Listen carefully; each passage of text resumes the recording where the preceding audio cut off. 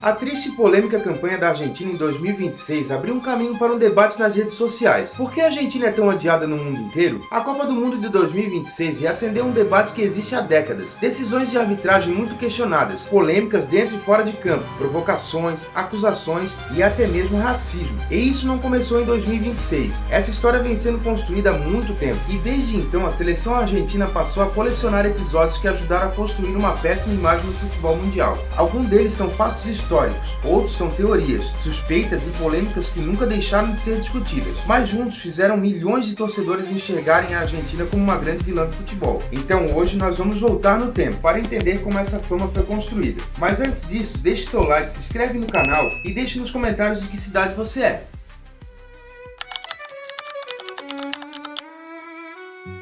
Na Copa do Mundo de 1978, uma decisão mudou completamente o rumo daquela história. Os jogos decisivos do grupo tiveram horários invertidos. Com isso, o Brasil entrou em campo primeiro, enquanto a Argentina jogaria depois, já sabendo exatamente do que precisava para se classificar. O Brasil fez a sua parte, venceu a Polônia e terminou sua participação com um saldo positivo. Horas depois, a Argentina entrou em campo sabendo que precisava vencer o Peru por 4 gols de diferença. E foi exatamente isso que aconteceu. A Argentina venceu por 6-0 em uma partida que até hoje continua cercada de suspeitas. Anos depois, alguns jogadores da seleção peruana deram entrevista dizendo que aquela não tinha sido uma partida comum. José Velázquez, um dos principais nomes daquela seleção, afirmou que antes do jogo o grupo recebeu uma visita inesperada, o ditador Jorge Rafael Videla, para falar sobre solidariedade. Em outras entrevistas, o próprio Velázquez também disse que alguns jogadores peruanos teriam recebido dinheiro para facilitar o resultado. Ao mesmo tempo, nenhuma dessas alegações jamais foi comprovada, e a discussão continua viva até hoje. Mas independentemente do que cada um acredita, uma coisa mudou para sempre. Depois daquela Copa, a Argentina passou a conviver com uma palavra que a acompanharia pelas décadas seguintes: desconfiança. E quando parecia que essa história ficaria apenas em 78, 8 anos depois o mundo inteiro assistiria ao vivo ao lance mais polêmico da história das Copas.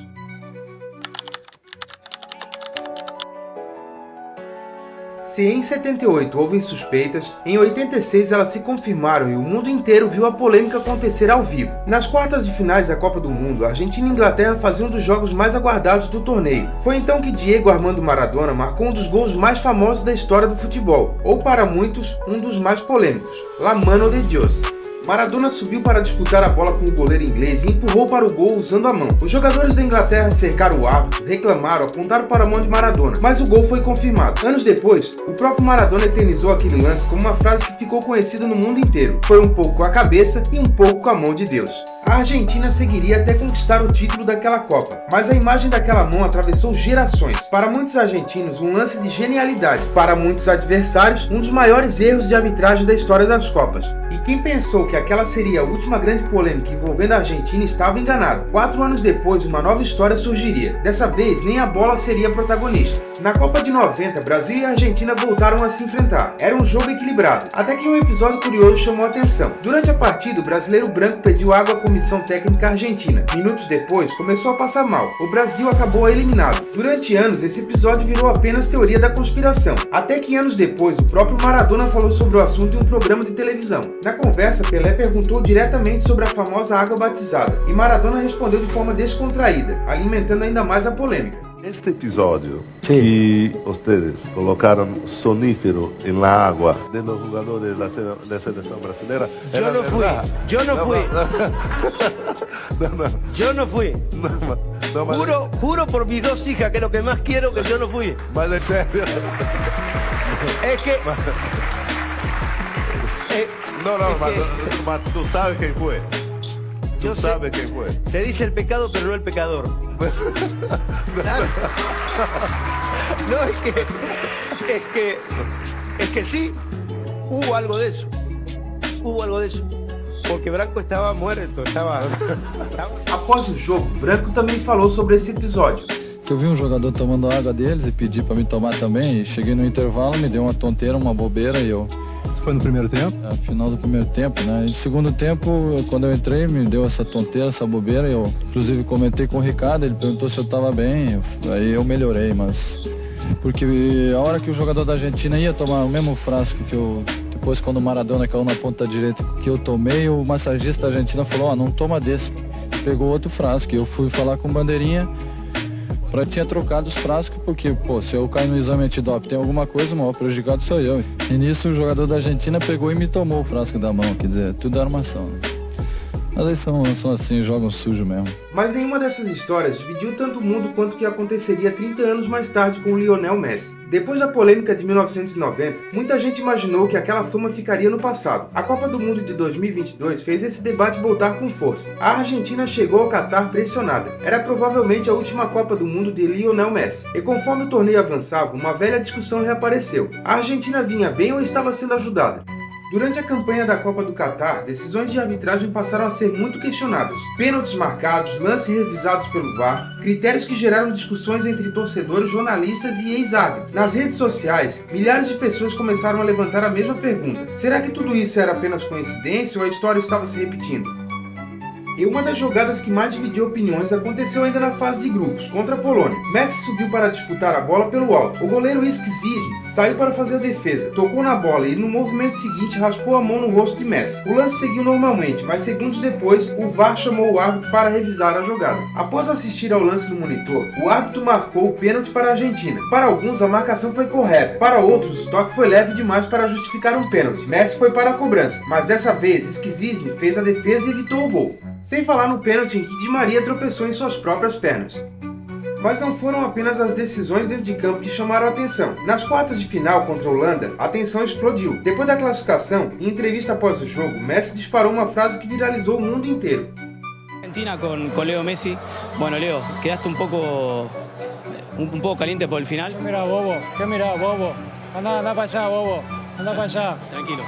Tranquilo, Leo. A cena viralizou. Para muitos argentinos, era apenas a resposta de um jogador cansado das provocações. Para muitos adversários, foi mais um capítulo da imagem arrogante que já acompanhava a seleção há décadas. E as provocações não pararam por ali. O goleiro Martínez voltou a chamar a atenção pelas comemorações consideradas exageradas por parte da imprensa internacional. E a sensação para o mundo inteiro só aumentava que a torcida era contra a Argentina. Mas em 2026, essa discussão chegou a um nível completamente diferente. A primeira grande polêmica da campanha argentina aconteceu logo na estreia contra a Argélia. Messi chega na disputa e entra de sola no adversário. Repare no lance. Primeiro o joelho do Messi atinge a parte de trás da coxa de Mandy. Logo em seguida ele pisa na panturrilha do defensor argentino. Os jogadores da Argélia cercam o árbitro e reclamam da entrada, mas o VAR não chama para a revisão. O árbitro manda o jogo continuar. Messi segue em campo sem receber cartão amarelo. O lance repercutiu durante dias e se tornou a primeira grande discussão da arbitragem envolvendo a Argentina naquela Copa. Vou te falar um negócio. Quero saber se o VAR vai chamar. Se fosse qualquer outro jogador, seria um cartão vermelho. Esse é lance. Nas oitavas de final contra o Cabo Verde, outro lance voltou a colocar a arbitragem no centro das atenções. A Argentina tinha uma cobrança de falta a seu favor. Enquanto Vozinha, goleiro de Cabo Verde, ainda organizava a barreira, Messi se aproveitou da situação. Sem esperar toda a organização da defesa, ele bateu rapidamente sem autorização do árbitro. Os jogadores de Cabo Verde cercam o árbitro na mesma hora. Eles reclamam que a cobrança aconteceu antes que a barreira estivesse pronta, mostrando falta de critério e falta de respeito e fair play por parte do Messi.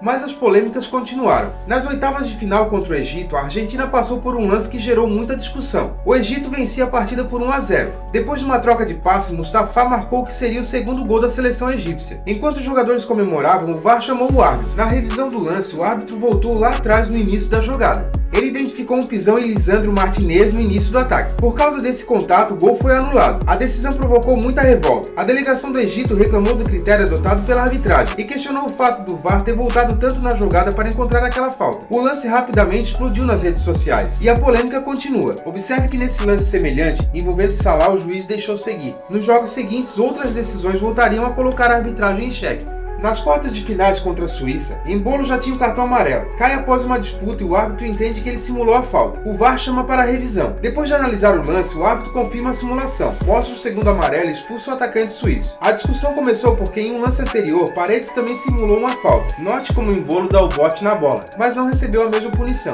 Foi justamente essa diferença de critério que voltou a gerar críticas à arbitragem. Na prorrogação, Lautaro Martínez marca o gol da classificação e corre para comemorar no meio da torcida. Como já estava com cartão cartão amarelo, muita gente esperava sua expulsão com base na própria regra 12 da FIFA, que trata das comemorações junto à torcida. Mas o cartão não veio. Para muitos, foi um episódio que aumentou as discussões sobre o critério adotado pela arbitragem naquela campanha. Com um jogador a mais, a Argentina cresceu na partida e garantiu a classificação. Se tivesse sido advertido, Lautaro estaria automaticamente suspenso da semifinal contra a Inglaterra, e foi justamente nessa partida que ele marcou o gol da vitória argentina.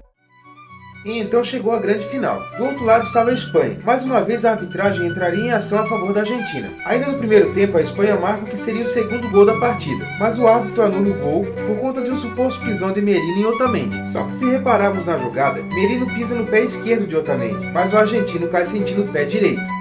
E para surpresa de ninguém, o gol é anulado. Pouco tempo depois, na expulsão de Enzo Fernandes, um companheiro cai no gramado reclamando de dores, aparentemente tentando evitar o cartão de Enzo Fernandes. Nesse momento, Messi corre rapidamente até o árbitro pedindo sei lá o que, mesmo sabendo que nada tinha acontecido.